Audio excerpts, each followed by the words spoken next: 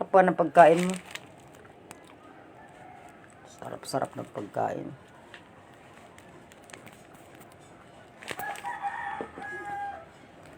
Ayan yung panimpla mong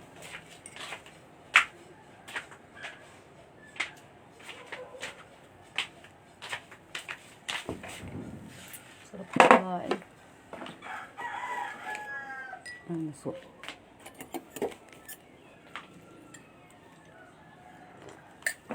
nag-pray ka na ba? Thank you, Lord, sa food. Salamat po, God, sa biyaya ito, Lord, sa kabila ng aming mga kakulangan, mga pagkakamali po, Lord. Thank you, Lord, sa blessing na ito, Lord. Bless mo po ulit ito, Lord. Maging lakas po sa aming God. In Jesus' name we pray. Amen.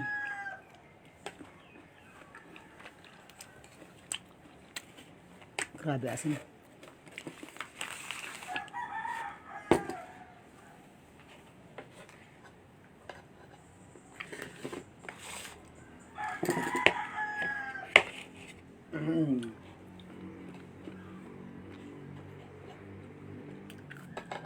Tanggalin mo yung mga galit mo sa puso mo. Mga dinidibdib mong bagay na mga hindi kalugod-lugod. Tanggalin mo yan. Maging masaya ka sa bawat minutong ginagawa mo. Kumakain ka. Natutulog. Maging masaya ka.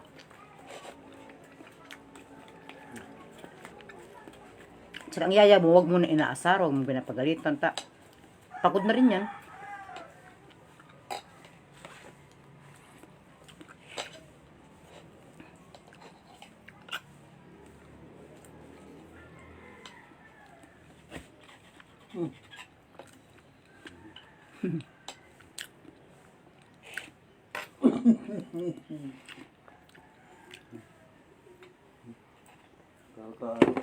Pati yan pag wala-walaan mo.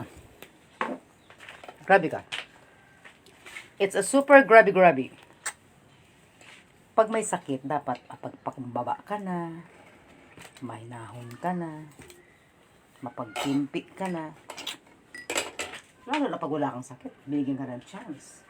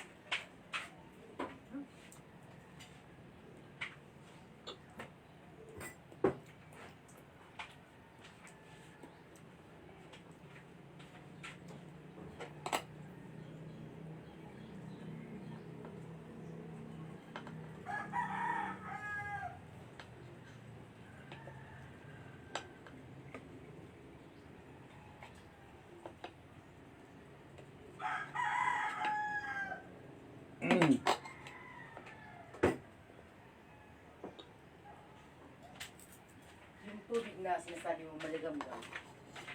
Maligam-gam. Paglagyan mo na sa baso mo ng maligam-gam, huwag mo nang hintayin na may maglalagay sa yung yaya. Wala ka namang yaya, di ba? Tama?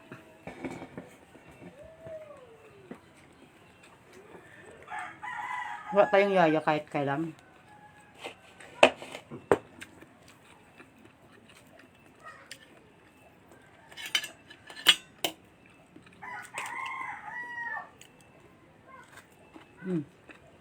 Tayong kamatis. Pampakinis ng kutis.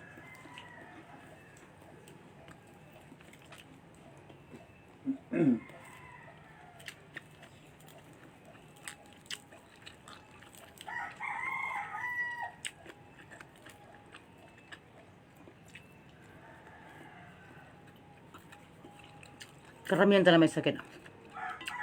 Mainit ang ulo. Maunawaan mo yan sa mga taong wala pang alam. Hindi pa alam ang katotohanan.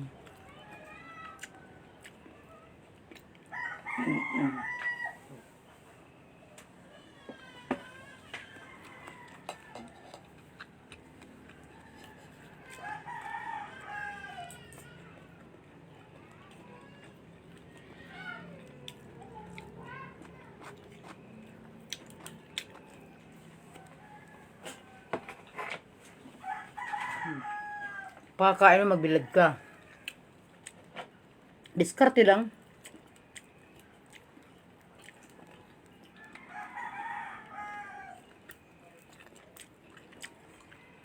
Pag tumayo ka, huwag mong isipin na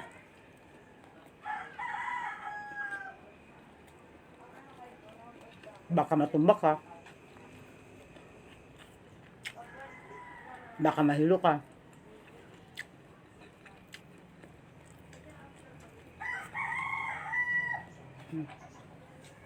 Honey.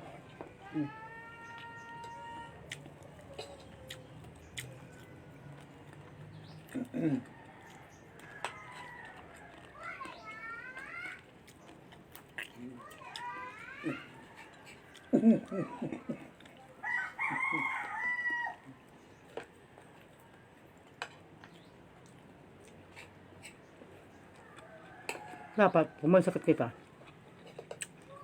mahina tayo, di ba?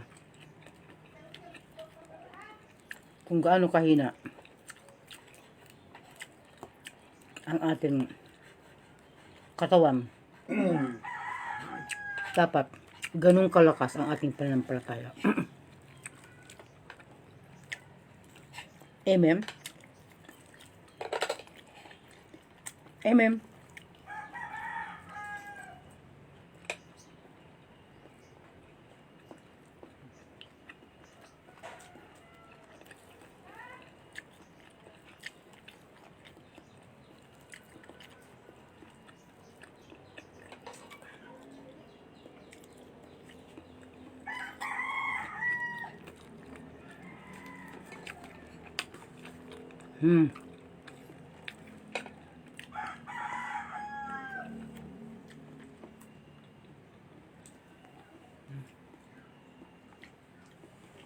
Pansinin mo yung pagkataga ng yaya mo.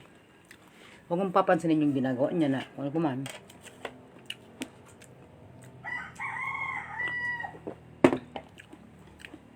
Tanungin mo sarili mo, paano kung ang yaya mo naman nagkasakit?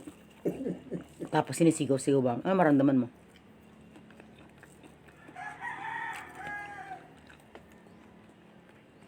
Kaya baga ang mga pasyente, pinagkasawaan niya ng mga kapamilya kasi maiinit ang ulo. Mga galit na galit lagi, aburido. Kaya tama yung sa Bible. Bago ka tumanda at manghina, dapat maalala mo ang may likha. Kasi marami kang dapat matutunan bago ka tumanda. Para pag tumanda ka na, nanghina ka na, yung mga salita ni Lord na natutunan mo, i-a-apply mo yun. Abang nabubuhay, nag-aaral. Kasi ang buhay, hindi lagi tayong bata, hindi laging malakas, hindi lagi may trabaho. Yung lahat ng bagay na yun, bawat stage ng buhay mo, may mga pag-aaral dapat. Kasi pag hinarap mo na yung mga panahon na yan, paano? Paano mo siya harapin kung hindi mo alam, di ba?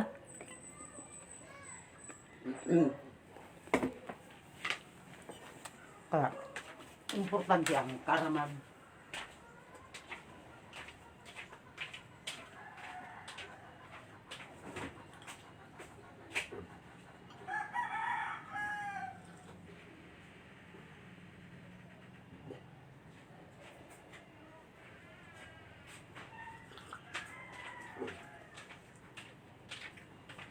Yung mga anak natin, sumuswayan kasi wala tayo yung papayag ng mga tama. Tama ang ginagawa natin na may yung sumuway.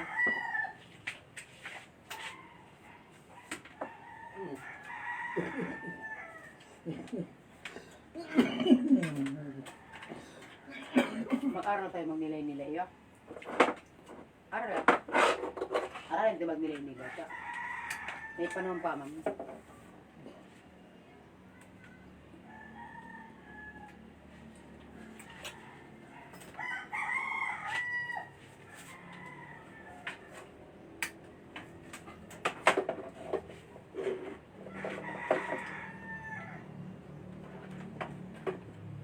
Kaya nakakainis yung mating yung time na. Ang dami kasi nagbinto sa akin yan. Si Papa nga yan, ganun, sakit niya siya, ganun. Grabe nga, ulyanin na, aburido na, galit na yan. Oh. Akala siguro nang may sakit, hindi napapagod yung nag-aalaga. Akala siguro nang may sakit, yung nag-aalaga. Manhid, hindi nakakaramdam. Matalinong, sobrang matalino, para maunawaan na may sakit. Bira yung, bira yung ganun yata. Parang wala pa ako nabalita ang ganun na tuwang-tuwa siya na, wow, si Papa, may sakit. I'm so excited. Wala siguro ako na, wala pa ako nakita ang ganun eh. Wala pa ako nakita ang ganun. Kaya,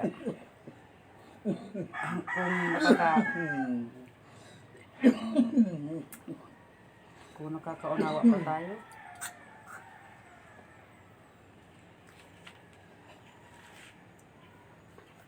ang mga bata ngayon, nag-aaral talaga sila. Pero hindi nila pinag-aralan yung future ng katotohanan. Ang inaralan nila yung paano kumita, paano maging professional. Ano lang. Ano sila dyan? Certified.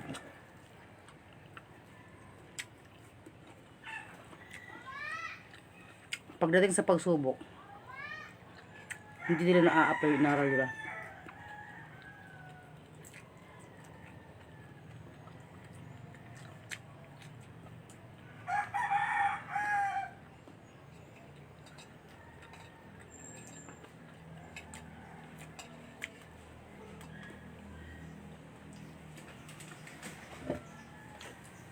Tama. Tama na nga. Sana sa bawat araw na nakakarinig ka ng mga nagtitipon ang mga kapatid sa iglesia.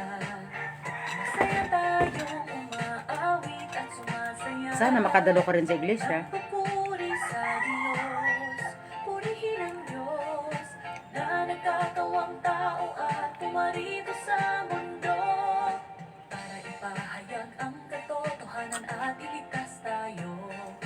Naririnig natin ang tinig ng Diyos at nadadala tayo sa harap ng trono para makadalo sa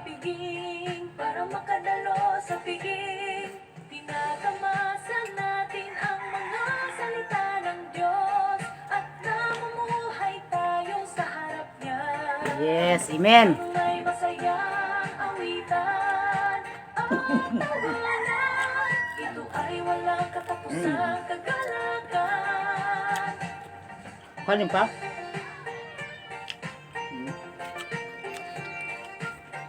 Kailan mo kaya tuturuan yung sarili mo na maging masaya, maging mahinahon, tanggapin ang pagsubok. At hindi mailarawan ang ating kagalakan. Nagbabahagi na tayo sa mga salita ng Diyos at nagbabahagi ng ating mga patotoo. Labis na nagagalak ang ating mga espiritu sa pagkaunawa sa katotohanan. Walang mga ritual, walang mga regulasyon, lahat ay malaya at napalaya. Tinatamasan natin ang mga salita ng Diyos at namumuhay tayo sa harap niya nang may masayang awitan at tawanan. Ano? Ito ay walang katapusang kagalakan.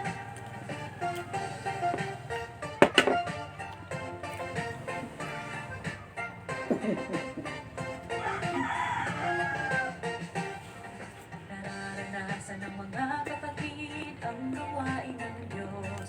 tumatanggap at nagpapasakop tayo sa paghatol at pagkastigo niya. Iwinawagsi natin ang ating panlilinlang at nagiging mapapagtayo. Mainit na. Magpainit ka.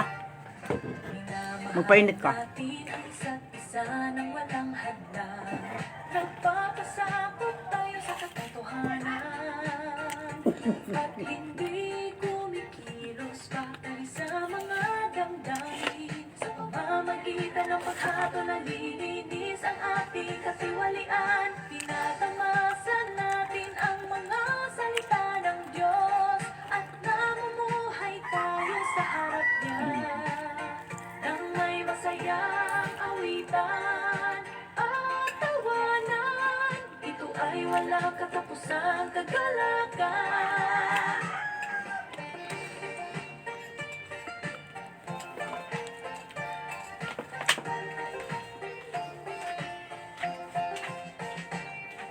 Mga kapatid, kung hindi magkaisa tayo sa isip sa pagtupad ng ating mga tungkulin, ipalaganap natin ang ebanghelyo ng kaharian at magpatotoo tayo sa Diyos upang maisakatuparan ang kanyang mga layunin.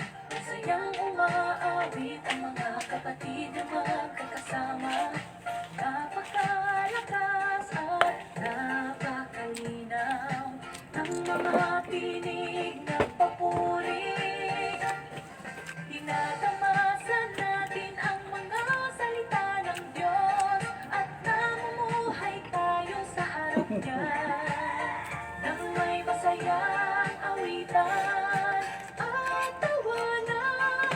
Ito ay walang katapusang kagalakan. Malat.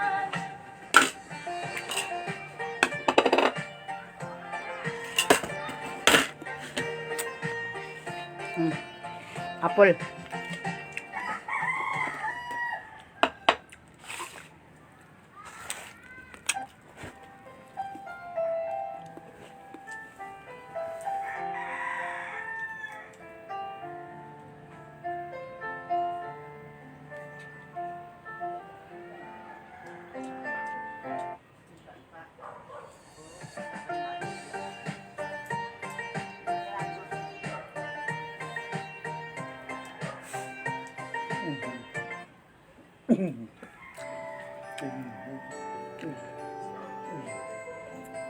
Kape.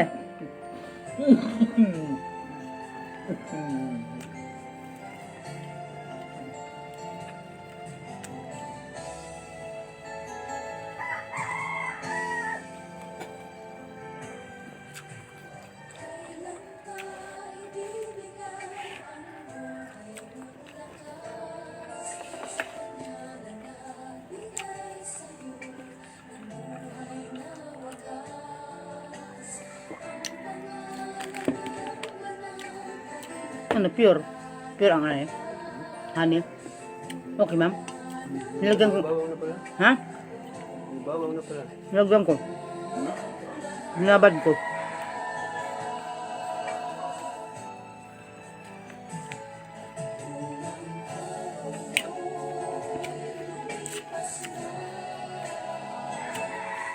Ano, pure ba? Pure? Ha? Hindi lang yung puro. Ha? Pag nilagyan ng bawang, naglalab na ito, ha? Tama lang yan. Ang ganda.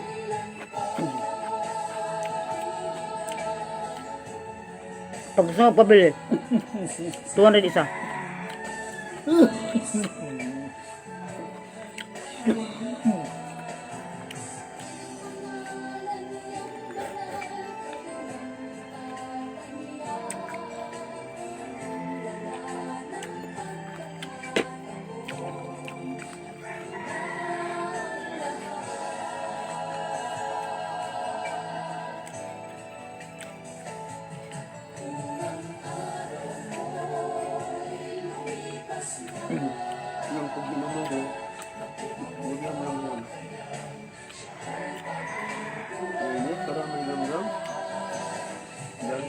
gusto ko lagi nagiinom ng tubig.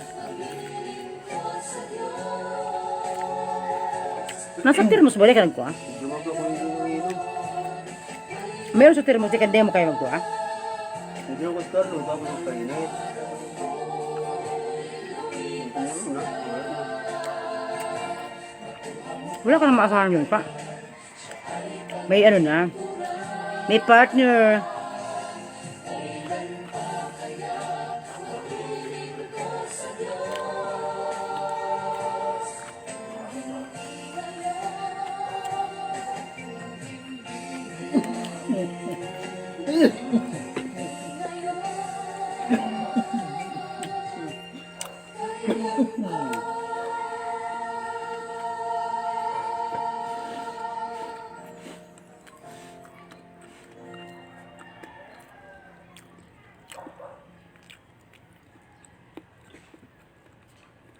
Pag si Jesus ay darating na, kapatid, handa ka na ba?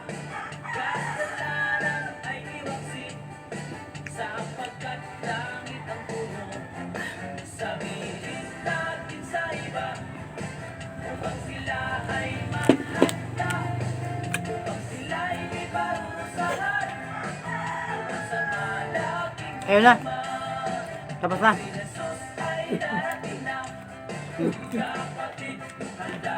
Ano? Tapos na. Ha? Hindi, makaon kayo mamaya. Ilalagay ko to sa rep pa. Baka di ko naman kainom. Sayang.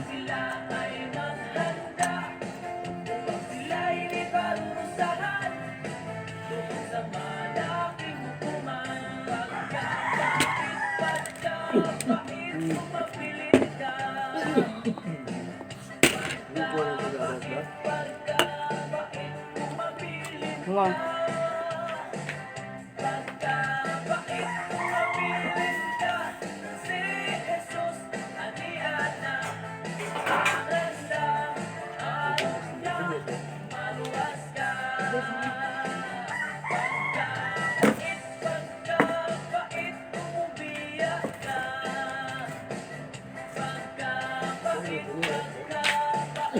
May chilas.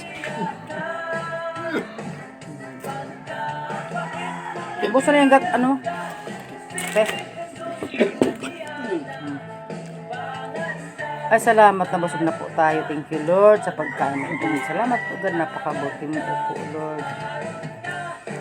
Sarap kumain.